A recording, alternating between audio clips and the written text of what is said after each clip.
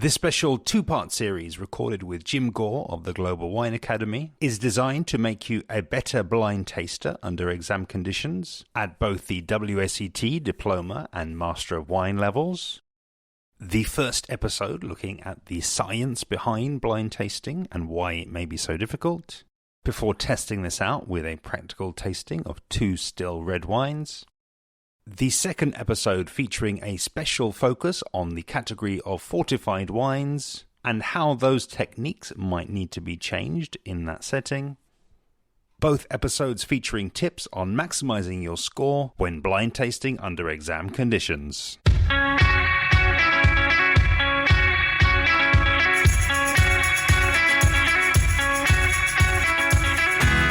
Today's episode of the Blind Tasting series features Jim Gore and the science of taste.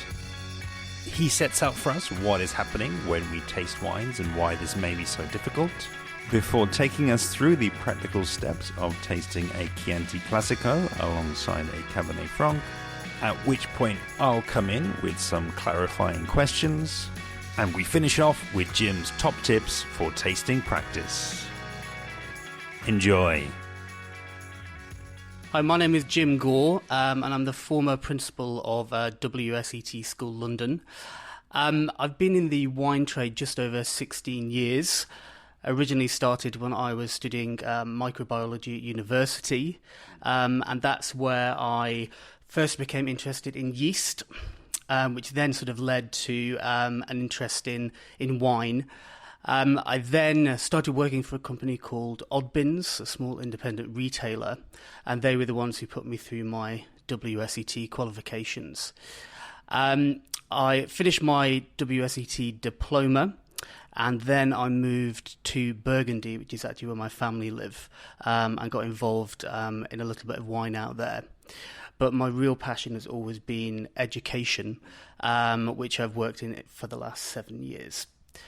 I've just started in the last year and a half my own company called the Global Wine Academy, where I focus on WSET Diploma students and now Master of Wine students.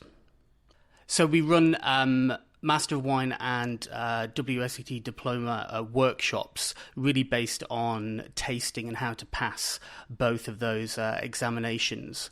So we run quite small 10 to 12 numbers in our groups, and we really take students from 9 o'clock in the morning right the way to 5 o'clock at night, really pushing them through their paces, or taking them through their paces, on how to taste, how to calibrate, but really the most important thing that we focus on is basically how to pass that exam, which is something that people will often freak out about. So that's something that we really focus on. I just want to give a little bit of context, I guess, to today and what we're sitting down here doing, which I'm really looking forward to. You may well have noticed that earlier in the year, I visited with Christine Marsiglio, now MW, at the WSET, and we recorded 3, actually, of the most popular episodes from this year, which were episodes 263, 264, 265, and were in preparation for what is now known as the D4 element of the diploma. This is sparkling wine. So that was where Christine led a tasting of a Prosecco, a Cava, and a Champagne, and really was doing that as a way to calibrate the listeners' taste and for them to taste along with that. So we've had contact since then, and I'm delighted to say that we've managed to get this recording in, and that this will be released in advance of the exams taking place in January of next year. So super excited to see what you've structured for us today. And yeah, I guess in a sense it may well help just to kind of for you to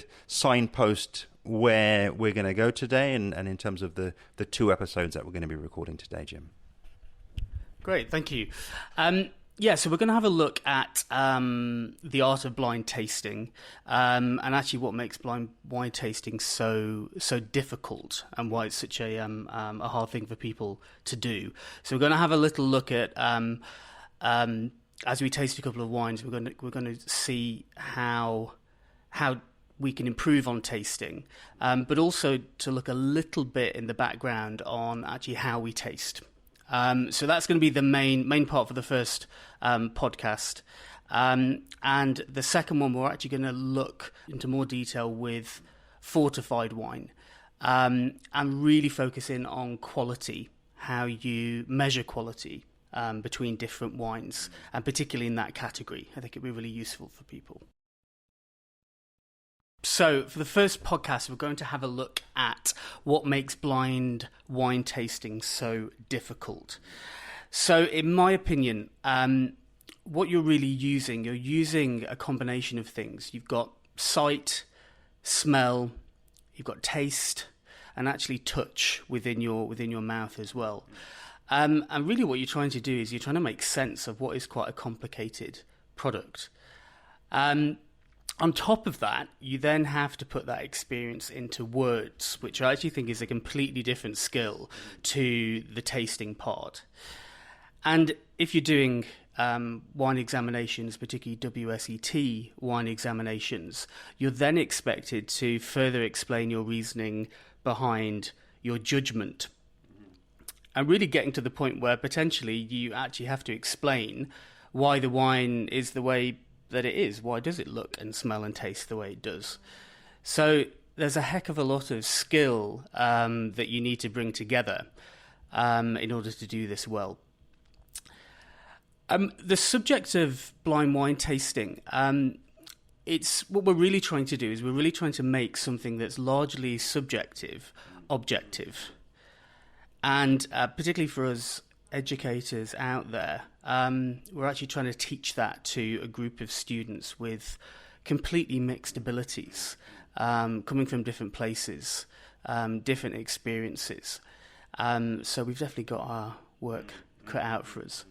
Another point is that, there's the subject of actually who are you calibrating to? Is there somebody somewhere that has the master palate and we're all sort of working our way towards them? Or can we have differences of opinion and still be, broadly correct? And certainly this is why, any one educator of merit or any judge of merit will always make sure that they individually taste, but also make sure that they taste together, so that you can kind of calibrate off a group of professionals. Within wine tasting, there are some things that I would say are binary. So, for example, alcohol strength. You can either see it on the bottle, even though there's a little bit of shift in what the alcohol level is often on the bottle. But that can be tasted and that can be checked. So you've got the opportunity to check whether you're calibrated to that. Some flavour chemicals, actually, as well, that you can taste and can be tested. So things like eugenol, which is a chemical that's both found in oak barrels and also in ingredients such as clove or star anise. So that is an exact sort of replica from wine to the product itself. Another one that people tend to know is something called rotundone, which is a chemical that's found in black pepper, that sort of spicy, almost sort of floral character you can get with black pepper. And curiously, you find that in Syrah and other grape varieties, particularly when there's a bit of late hang time. So the grapes will develop that over a little bit of longer hang time. So those are moments when you're doing blind tasting where you can be, hopefully if you can do it, where you're really confident as to you're tasting something in the glass and you're relating it to something that is in the world. But beyond that, wine educators, wine tasters will often use metaphors to describe or to assess aromas in wine. And really it's aromas that simply would remind you of a certain flavour or taste. So blackcurrant or blackberry, there's no blackcurrant in a bottle of wine. There isn't blackberry in a wine, but there are certain flavour chemicals that are common to both, and you create that impression. So talking about whether someone's right or wrong in wine, sometimes you can do it, and other points you really just have to be a little bit more generous. That my raspberry could be your strawberry, for example. So you have to often teach students to work in clusters. The red fruit cluster, the citrus fruit cluster. And to say that someone is wrong, it would only be if they are really stepping outside of that cluster that we would say, maybe you're not actually smelling that, or that wouldn't be a correct answer. Okay, so when you sniff the wine, smell the wine, what actually happens? So this process is called Orthonasal Olfaction. So that's basically the sniffing part when you're smelling that wine. So without getting too complicated, we can call them odour molecules or odorants if you want. They become what we call volatile, which basically means that they go from a liquid to a gas. Travel to the back of your nose, and in the back of the nasal cavity you've got cilia, which are just little hairs. They're attached to an olfactory receptor neuron, which then links to the olfactory bulb in the brain. So basically what happens at the back of the nose then links to the brain. The molecules or the odorants dissolve in the mucus around the cilia, and then that electric impulse is created. And that's really the start of the experience of smell. And it's important that we talk about it in an experience, because there's lots of other elements that will come together to create that experience. So what makes the difference here when you're doing blind wine tasting? It's either the difference to the wine itself, or maybe to your perception of the wine. So something like temperature or volatility of the aromas, meaning how easy are these chemicals, these odorants, to become a gas, is really important. So obviously the temperature of the wine will make a difference. Maybe how long the wine has been open will make a difference. Really simply, the concentration of the aromas. If it's above a certain threshold and we've got the ability to smell, then we smell it. And if it's below a certain threshold, then we don't. Also, your personal sensitivity to a particular odorant or chemical, and also your experience as well, because if you smelt something before, you've already got a memory for that particular aroma. And if you verbalized it before, then it's a really strong connection. And this is why professional tasters are much more likely to pick up on certain aromas and identify it than novices. Which is why it can be quite frustrating at the start of your wine tasting career when you're in a class full of people and everybody is starting smelling and tasting all these things, and you think, I can smell absolutely nothing. A year and a half later, when you practiced, suddenly you go, actually, they weren't talking nonsense. I can now smell it, or I can verbalize it. So one of the questions that we often get is when you're doing a tasting exam, what do you need to be aware of? So if you're starting your tasting exam, 9 or 10 in the morning, you've got to be aware that I presume it might be your first wine of the day, naturally. So when you're smelling a wine at the start of the day, you're not desensitized to those wine aromas. So it may seem a little bit more pronounced than it actually is. So certainly a bit of advice would be make sure that you actually do try a few wines before you get into that exam, just to sort of warm yourself up and calibrate yourself. Your first impression is often quite strong, and it may be one that you want to take hold of. So if you are doing a wine exam where you have to guess what the grape variety is, then maybe at that point you can actually just note something down. That could be a good piece of advice. It could be your sharpest point of tasting, that very first smell. I think it's also useful to understand what you could be commonly looking for in a wine. I think the easiest way to fail at any sort of tasting wine exam is to put your nose in the glass and to say, what can I smell? Whereas if you know that there are certain aromas you're likely to find, you can actually ask yourself particular questions. Do I smell lemon? Do I smell toast? Do I smell vanilla? These sort of common aromas.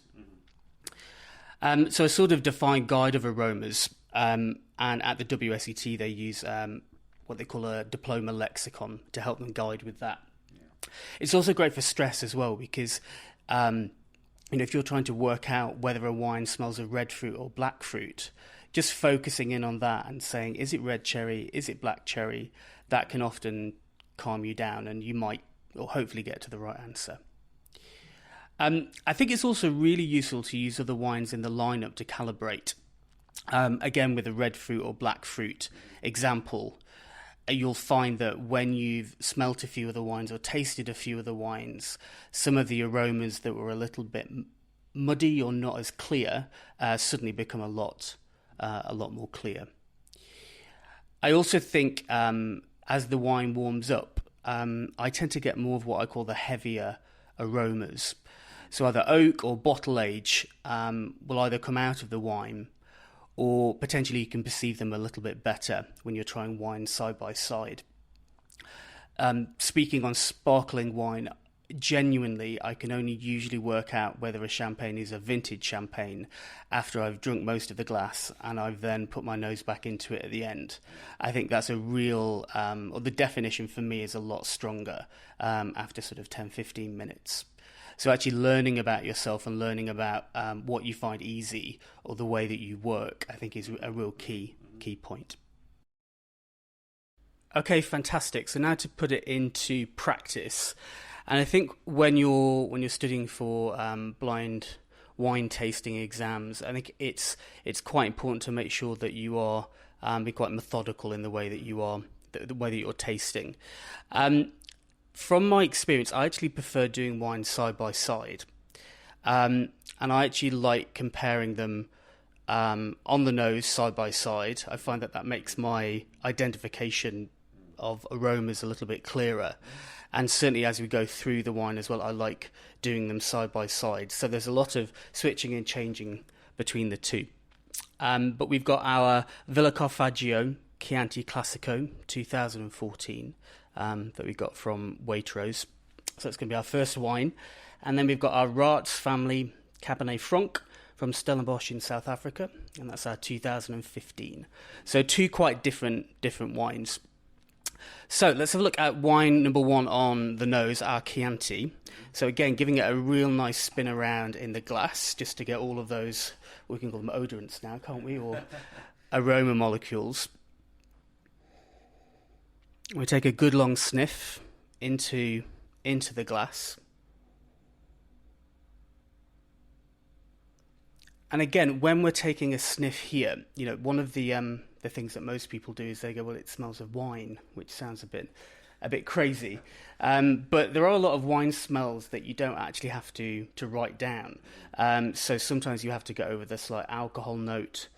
Sometimes there's some slight sort of shoe polish aromas you can get with wine.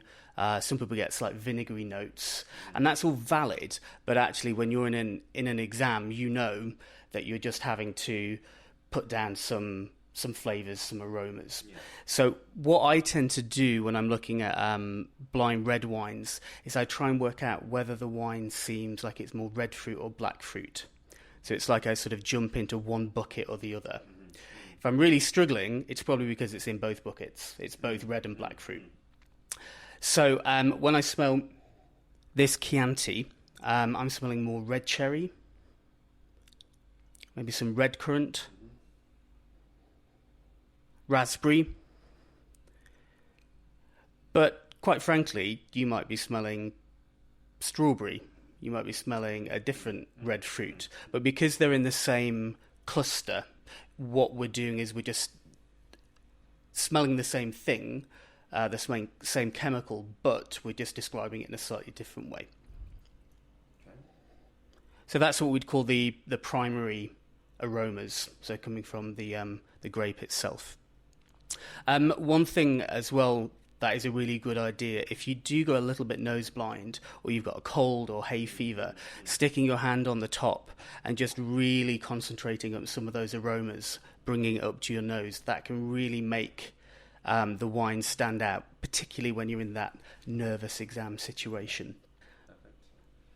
Just steer clear of the hand cream, definitely. So on to some secondary aromas here. So again, when you're going into an exam, you're looking at a red wine, there's plenty of red wines that have some oak. So rather than just saying, what can I smell, actually have some oak aromas that you're relatively familiar with. So it could be smoke or toast, vanilla, could be clove, cinnamon, any of those sweeter spices. So what I tend to do is to say, can I smell those? I sort of list them off in my head. And here they're actually quite subtle. So I'm smelling a little bit of toast, a little bit of spice, such as clove, but I think it's more hints of rather than dominating. And then going on to our tertiary notes, which are basically aromas or flavours that come from bottle age. When we're looking here, there's a tiny, tiny hint of earth, a little bit of leather or meaty notes. But I've got to say, I don't think the level in here is enough that you would have to put that down in order to get your full marks. So I'm not saying you'd be right or wrong for putting it down, but I think that it's certainly not dominant within the wine. Okay. So moving to the second wine on the nose, and again we know what the wines are, so there might be a certain expectation, but taking our Cabernet Franc to the nose, and certainly I can smell this more, so it's sort of louder, more pronounced. So we actually have more volatile aromas in this wine compared to the first.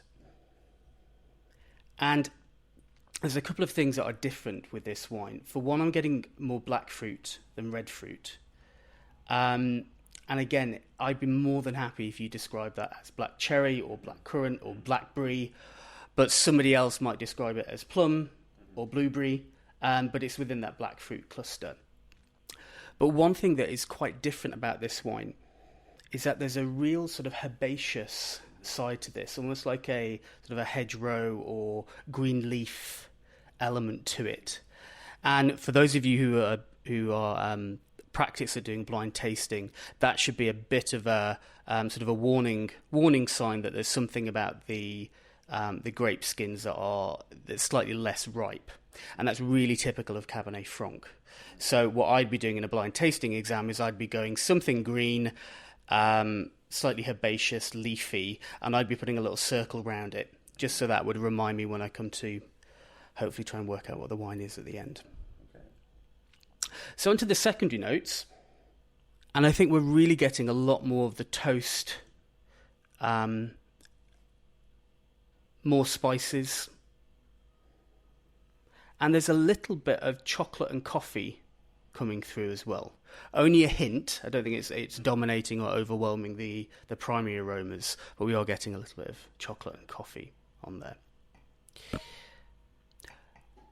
So one of the best things to do now is, once we've had a break from the Chianti, is to go back to the Chianti, take a sniff, and suddenly, to me, I can smell those red fruit even sharper. And even if I was a bit worried in an exam to go, I'm not quite sure whether it's red or black fruit, I'm not sure if I'm on the right page with this wine, once you've tried another wine, for some reason your nose just actually seems a little bit sharper. So I'm happy now, when we have a look at the first wine, that we've actually got the right aromas, or getting towards the right aromas. We can add some more in later if we want to. Okay. So now to the palate. So how does that differ from smelling the wine? Well, we've got a little bit of a problem here, because I don't actually think you should really split up the sense of, or these senses, as much as people would have you believe, because really all these senses relate together. Our sense of smell, our sense of taste are really intrinsically linked. So chemicals in the wine, when we taste it, will activate fine hairs on our tongue, and these are just called microvilli, and they sit in receptor cells that make up our taste buds, which I'm sure if you stick your tongue out, you've had a little look at those. But they are quite basic. And again, depending on which literature you read, we've either got 5 or 6 different tastes.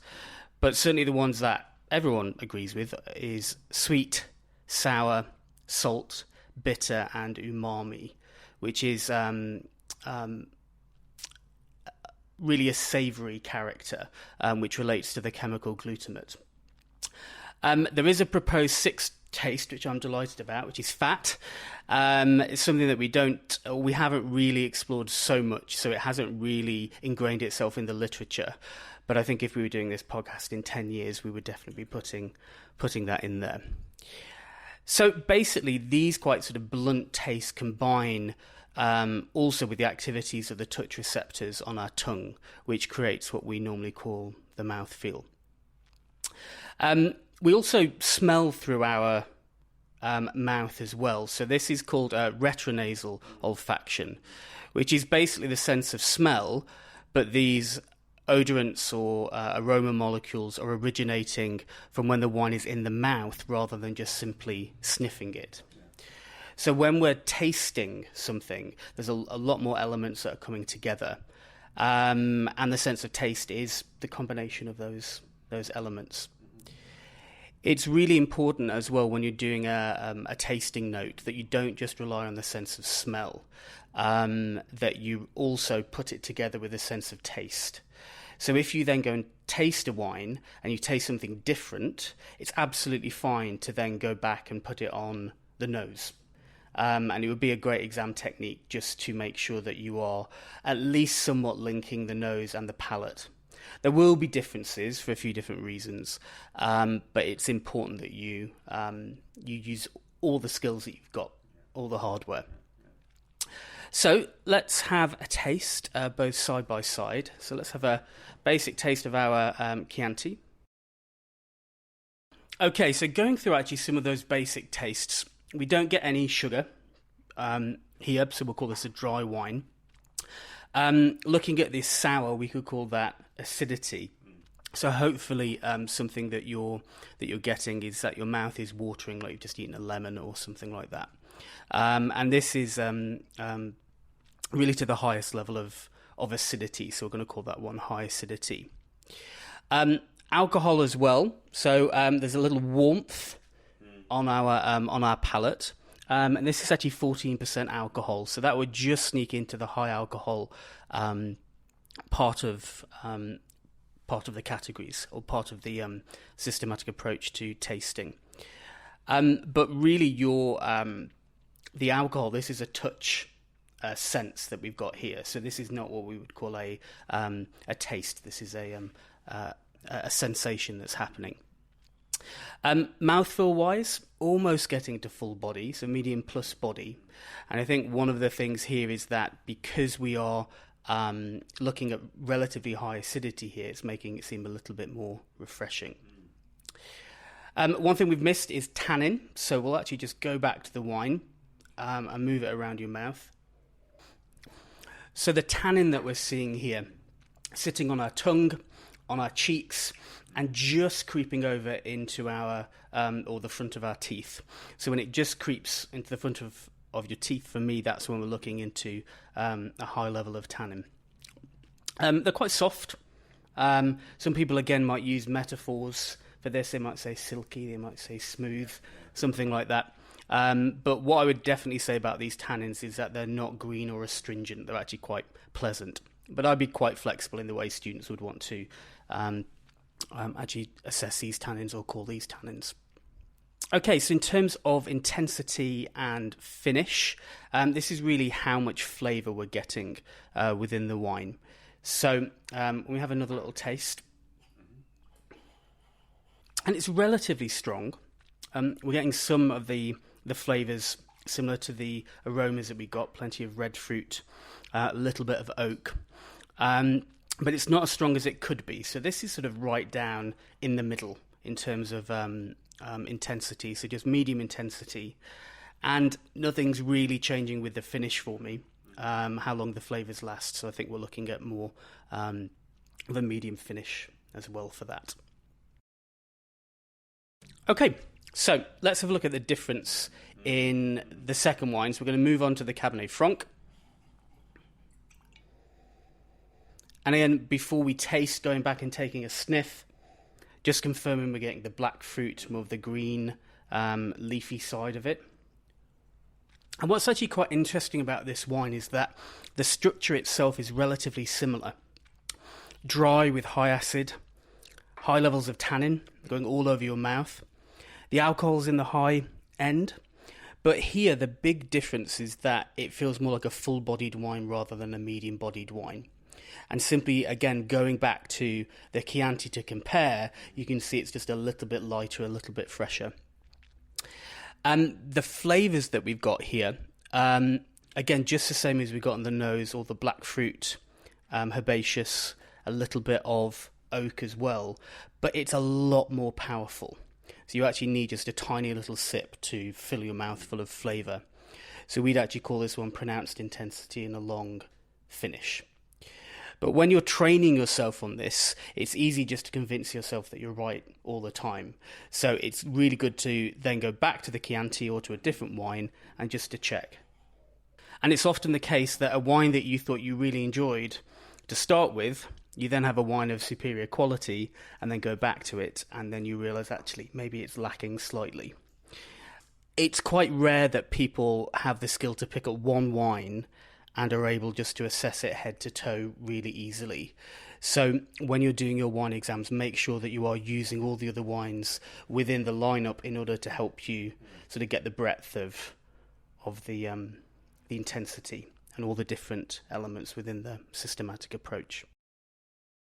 Absolutely fascinating, because I've been in rooms where there's been blind tasting happening, and I've tried it, and I've written down a load of notes and a load of things that I think would help me and put me into a better, a more prepared space, I think, to actually do well at that tasting in the future. I do have a couple of questions though, just mainly around, I guess, the technique that you've gone through. I mean, that you've shown us and you've spoken about there. I guess, yeah, the first thing that I noticed, and this may just be because we've got the wines here and you know what they are, but I noticed that there wasn't really much on the visual. So if you just say a little bit about that. So the visual element of the wine is something that most students really, really focus on. So as an educator, because it's not really worth that many marks, we try and sort of push it aside. Otherwise you kind of, you can get down a rabbit hole a little bit. Now, appearance can make, or you can explain wine appearances the way it is. Might be grape variety, might be something to do with winemaking. But I think sometimes if you look at a wine and you start guessing what you think the grape variety is, your head gets into a place where you have convinced yourself that a wine, for example, happens to be Pinot Noir because it's light in intensity, or the colour isn't particularly strong, it's pale. And actually it turns out to be Nebbiolo because they are, have a similar colour. And you actually completely mess up your entire tasting note. So unless we're sort of really focusing on it, I tend to sort of push it aside a little bit.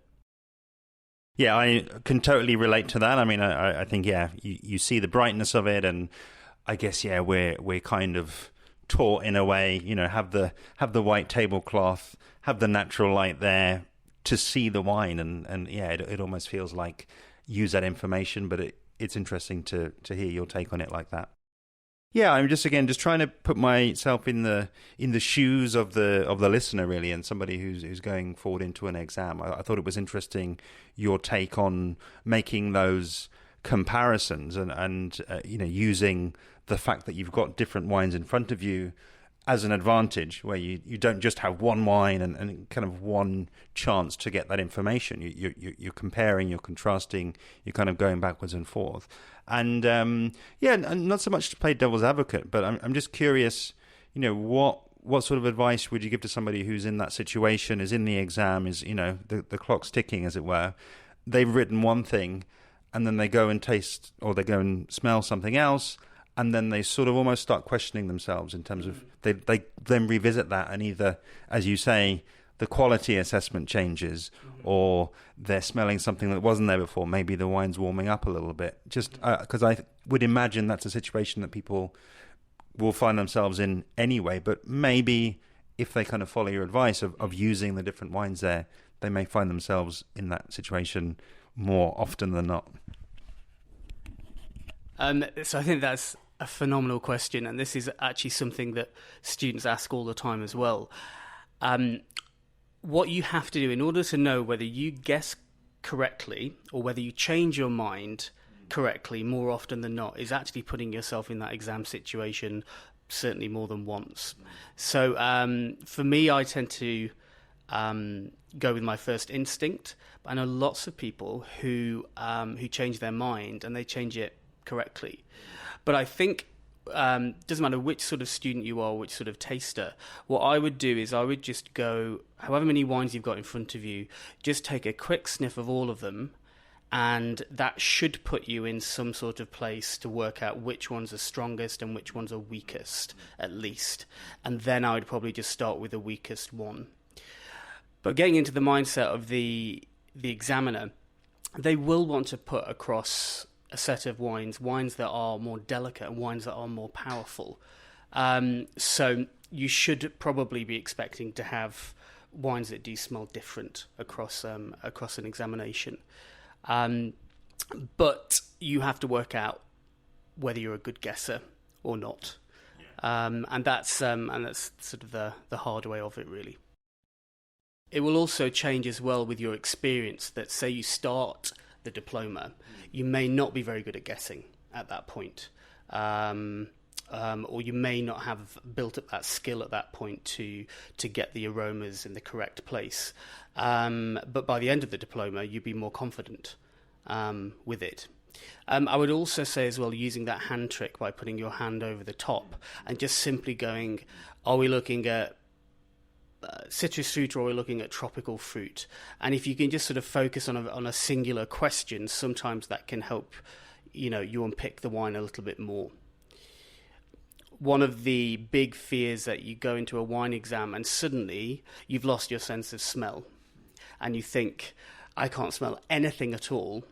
But if you test yourself over the whole range, just smelling all of the wines, you'll realise that actually you haven't gone nose blind, but the one that you can't smell very much in doesn't smell of very much. So that's actually just as useful.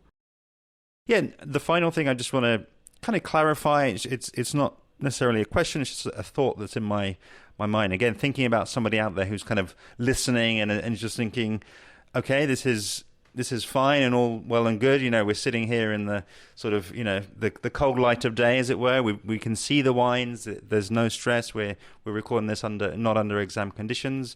What do you say to that person that's listening and is thinking, hold on, I'm not sure that I've got time to do all of that in an exam. I'm not sure that I could go from wine to wine and actually have that sense of mind to do that. Yeah, what are your thoughts? So if I was giving advice on how to maximise the time that you've got in a tasting exam, I would say if you've got 6 wines in front of you, I would say you can have 1 minute at least, maybe 2 minutes, 3 minutes, just having a quick sniff of the wines, breathing in, breathing out, calming down, and then you're in a good space to start. But in a wine tasting exam, it's not the time to be thinking about, I wonder what sort of oak flavour I can smell. You should have 5 or 6 oak aromas that you have written down hundreds and hundreds of times. And if you smell something that's oaky, then if you associate that with toast, smoke, vanilla, clove, write them down. Don't argue whether you think it's clove or star anise, whether you think it's a dark chocolate or a milk chocolate. Don't worry whether you think it's a green pear or a green apple. It could be both, or that's the way you're communicating. So write both down if you want to. Again, when you're looking at a white wine, most of them do smell of lemon. Most of them do have a hint of blossom. Most red wines do have a bit of plum in there. Could be red plum, could be black plum. So it's actually looking for the easy points that are common to many, many wines, getting those out of the way, and then having a bit of time just to focus on some of the differences. And just to finish off, I think it's worth just giving some of my top tips for tasting practice. So I would really treat the skill of wine tasting and the skill of examination technique separate. Once you're confident in both of them, then that's when I would start to bring them together. What I would definitely suggest, say you have 6 wines that you have under Vacuvan or maybe a Coravan system, keep going back to them and practicing what you can smell. Now, once you've done this once, you'll know what's in your fridge. So you'll know that, the Pinot Grigio is going to come out again and the Sauvignon Blanc is going to come out again. And it might seem that you're wasting your time doing it again, but what you're actually doing is you're building the skill of smelling, tasting, and identifying aromas. The discipline and repetition will build that skill. So remembering that blind wine tasting is the end goal, so don't just practice that. The way that I always think about it is that if you're training for a marathon, the idea of your training schedule is that you're trying to make yourself stronger through your training. So you don't do that just by running marathons. You need to get to the end point a few times to practice what it's like in that situation. But, maybe think about a simpler training schedule to build that skill and build on it gradually. So writing dry notes for examination technique. So, have your Pinot Grigio in the fridge, work on that for tasting. But then on a different day, don't bother tasting it and just write down how you'd want to express what that Pinot Grigio is like. And getting into that mode of writing those exams again and again means that you're actually skilled at both parts of the exam. And then you can put them together if you want to. But don't try and run the marathon straight away. Take your time with it. Getting family, friends, work colleagues to set up blind samples is really good. With my students, I release instructions for, say, a family friend or a family member, so they can go and buy the wines for the candidate, and they can give them blind wine samples in sort of like a mock exam scenario. So if you can rope as many people in as possible to help you with that, they normally quite like it as well. It's kind of a fun thing to do. Great, so that's my take on wine tasting and exam technique so far. So if any of you want to contact me for any more information or you're interested in the sort of thing that I'm doing, our website is theglobalwineacademy.com. We have a newsletter where we send out lots of useful information to students throughout their qualification time. A lot of it's really fun, but it's really useful. So certainly have a look on our site and hopefully we can help you remotely as well. Thank you so much again, Jim. It was an absolute pleasure having you on. I really think you did an excellent job of relating the physiology to actual practical tasting. I've left below details of the wines that we tasted together in case you'd like to track those down. And below that, all of the contact details for the Global Wine Academy. If you haven't already, do be sure to subscribe to the Interpreting Wine podcast. You can find all the details for doing so on interpretingwine.com/listen. As mentioned, this is a special 2-part series, the next episode of which focuses on fortified wines. See you then.